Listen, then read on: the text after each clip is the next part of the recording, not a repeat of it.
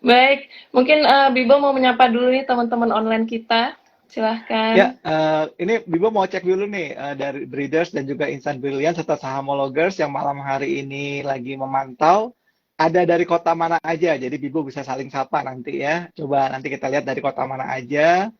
Apakah semuanya dari Jakarta atau semuanya nanti ada juga dari daerah di luar Jakarta atau mungkin di luar Pulau Jawa ya. Karena kan juga Betul. pengguna BR Breeders dan juga pengguna layanan dari Bank BRI ini kan juga tersebar ya di seluruh penjuru Nusantara gitu. Pokoknya Betul. malam hari kita belajar Mm-mm. belajar bareng dan Bibo akan kasih tips dan triks bagaimana pemula itu bisa memilih saham. Oh, dari Banyuwangi, dari Sidoarjo, nih dari ujung timur ya, ada dari Lombok gitu ya, udah hadir semua nih. Jangan Woi, dari salah loh, Siantar. kalau breeders tuh pemakainya sampai ke luar negeri loh, Bibo. Iya, pastilah dari Ponorogo ya. Menarik nih, menarik nih. Makanya Eh, mungkin karena udah dari jauh-jauh yang hadir, kita akan berusaha untuk menampaikan informasinya juga yang faktual, aktual, dan juga berbobot ya, supaya apa? Supaya breeder, sahamologer, dan juga insan brilian bisa menjadi trader dan juga investor yang sukses. Betul banget, gitu. Baik, Bibo, sesuai topik yang akan dibahas hari ini, mau dong Bibo kita nanya-nanya ya ke Bibo gimana sih cara memilih saham untuk pemula. Nah, aku mau nanya dulu nih ke Om Bibo pribadi ya. Kalau misalkan zaman dulu Bibo tuh awal investasi langsung nyebur ke saham apa gimana tuh?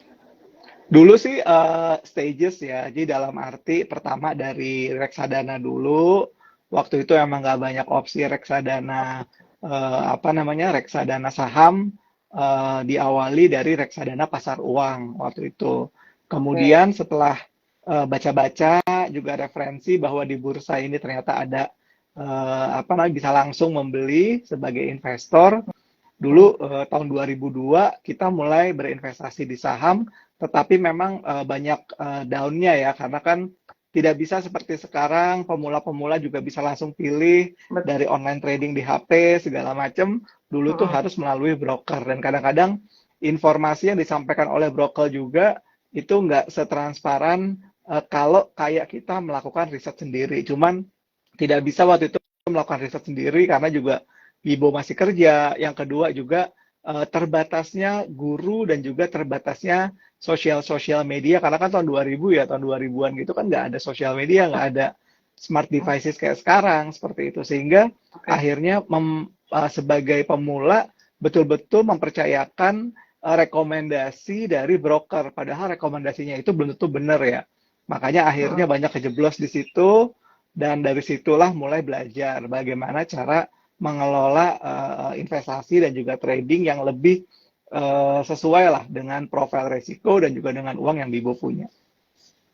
Oh gitu, jadi step by step ya Bibo ya. Betul, betul gitu. Dan Bibo, makanya sekarang juga bersyukur karena udah banyak banget ya kayak breeders juga dapat informasi dari sosial media, dari uh, Instagramnya BRI dan Reksa, sehingga minimal untuk justifikasi membeli sahamnya itu relatif lebih lebih mudah dan lebih transparan karena ada landasan-landasan keilmuannya ya. Kalau dulu mungkin betul. membeli saham itu nggak pakai landasan keilmuan, lebih ke arah saham ini bagus katanya gitu, lebih lebih Kata ke arah kata-katanya gitu loh. Makanya seneng banget di masa sekarang Bibo udah punya sosial media sendiri dan disitulah Bibo menjadi apa ya, menjadi kesempatan buat mengedukasi banyak orang lewat platform yang ada supaya nggak mengulangi kesalahan-kesalahan yang dialami oleh generasi-generasi sebelum kita gitu loh. baik. Tahu nggak sih, Bimo, aku tuh pengen curhat ya. Sebenarnya aku tuh investasi langsung nyebur ke saham loh. Dan pada waktu itu sesuai yang Om Bibo bicarakan kemarin, kan aku kemarin denger live dia Bibo juga kan. Mm-mm. Ada generasi yang punya dana 100 juta terus menggebu-gebu. Nah, waktu dulu tuh aku pengalaman ya, kayaknya trading katanya cuannya gede ya, gitu kan.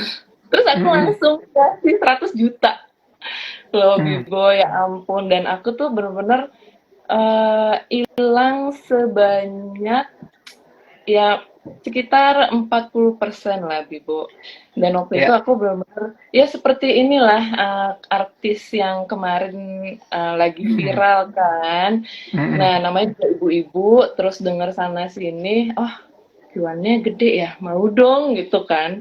Menggebu-gebu banget dan aku nggak tahu gitu kan, oh ini ternyata ada saham gorengan, ada banyak ternyata indeks-indeks yang di Indonesia tuh banyak ya, Bibo ya Betul. katanya tuh ada indeks 80, LQ45, ADX 30 dan aku tuh nggak ngerti itu apa gitu kan, ada ADX Mm-mm. High Dividend 20 ternyata Mm-mm. udah dikelompokin gitu loh. Ternyata Mm-mm. bagus-bagus gitu ya, Bibo ya. Ya. Ya, memang kalau diperhatiin setiap investor atau setiap trader itu kan berevolusi ya dari saham yang pilihannya. Ketika kita mengawali terjun di Hmm. pasar modal untuk para pemula, biasanya memang nggak boleh langsung terjun ke saham-saham yang punya volatilitas tinggi ya. Itu seperti saham-saham gorengan, di mana harga sahamnya bisa naik tinggi satu hari kemudian turun tinggi dalam hari yang sama gitu loh. Tuh. Itu nggak bagus buat mental. Jadi kita kayak kayak kurva gitu ya. Jadi kayak kurva kan begini ya. Pertama itu mungkin universe saham kita terbatas ya. Jadi ini sesuai dengan umur juga sih. Siapa? Tia ya. Jadi ketika umur kita itu mungkin masih baru ya, baru di saham gitu ya. Itu biasanya kita pilihan sahamnya juga harusnya terbatas. Tidak harus kita melihat dari 850 saham yang ada di bursa Oke. ya.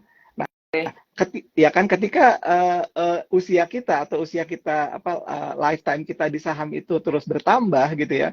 Kemudian kita biasanya universe saham kita bertambah gitu loh. Jadi Hmm. jadi lebih banyak pilihannya gitu. Saham gorengan, saham ini, saham ini, saham ini seperti itu. Lalu ketika kita udah semakin tua gitu, sudah semakin sadar bahwa oh saham ini ternyata kayak begini, kita akhirnya akan kembali lagi ke universe yang lebih kecil lagi. Dan itu Hmm. biasa. Nah, makanya kalau misalnya ada orang baru terjun di saham, terus dia punya universe saham atau saham yang dia amati itu sampai 800-an atau sampai 700-an, itu akan membuat dia confused dan akhirnya membuat dia sendiri akhirnya jadi desperate. Kenapa?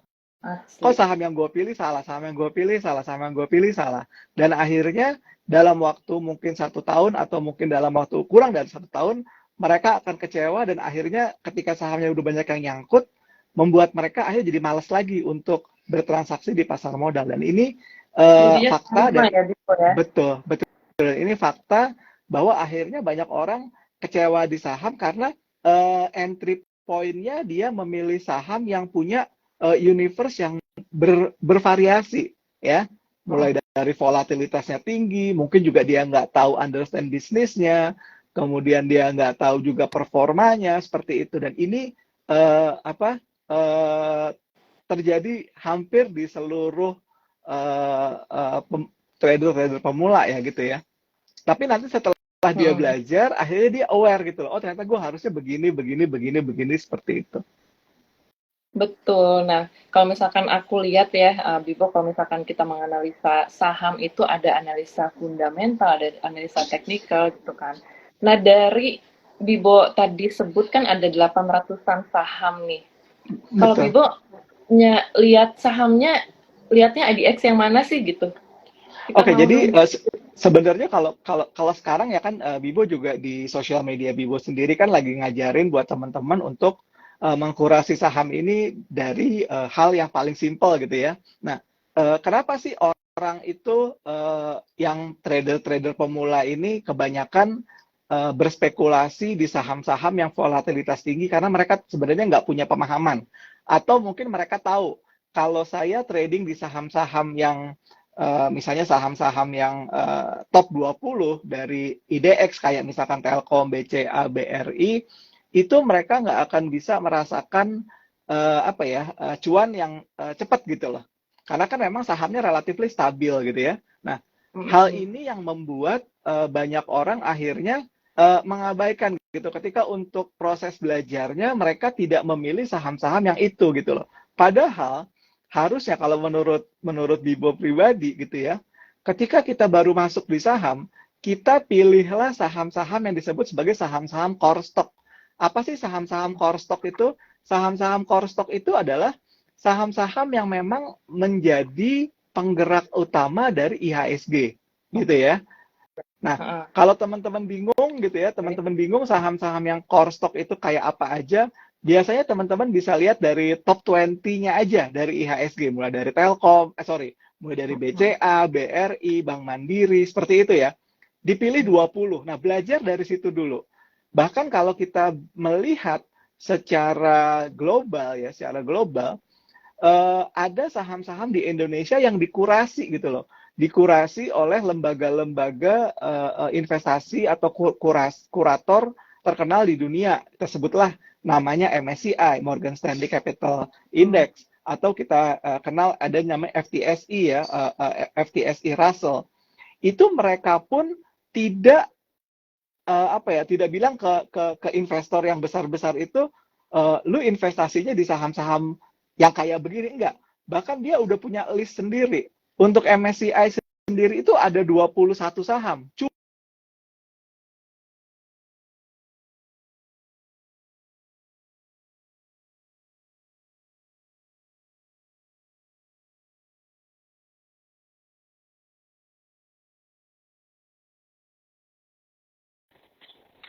Yang Halo. untuk investor gede ini pun, dia hanya mengkurasi 21 saham.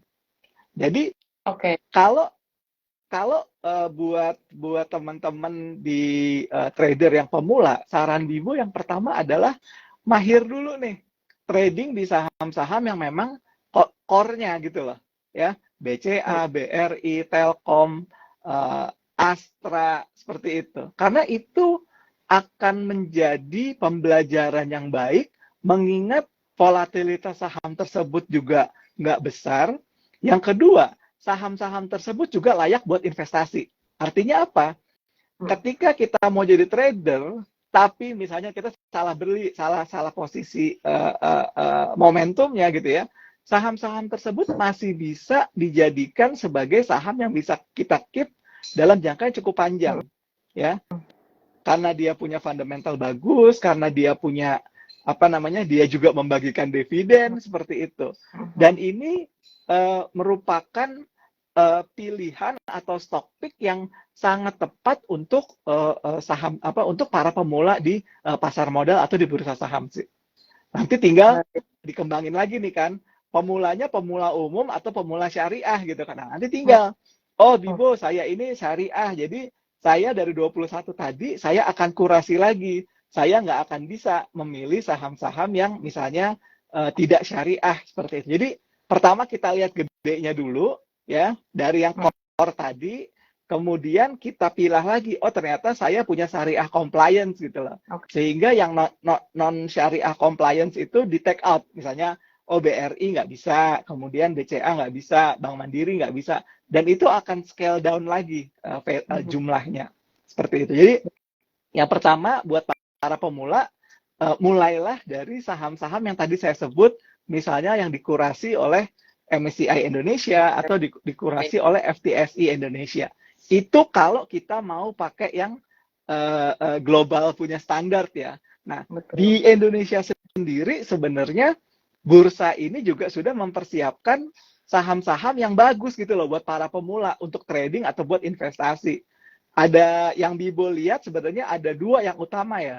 Kalau kalian misalnya universe-nya itu tidak tergantung dengan syariah compliance, IDX 80 itu bagus untuk sebagai tes skenario dari saham-saham yang bisa dijadikan pilihan, ya. Oke. Jadi gini, teman-teman, sebenarnya kita sudah dibantu oleh bursa, oleh lembaga-lembaga rating di dunia itu untuk tidak serta-merta memperhatikan 850 atau kita kurangilah ada 100 beberapa saham masuk pengawasan khusus ya, untuk tidak perlu membuat watchlist dari saham-saham tersebut gitu loh.